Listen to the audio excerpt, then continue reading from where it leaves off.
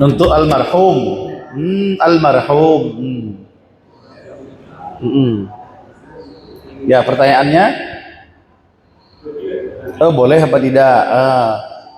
Untuk orang yang sudah meninggal, ada pendapat boleh kita kurban atas nama mereka apabila ada wasiat.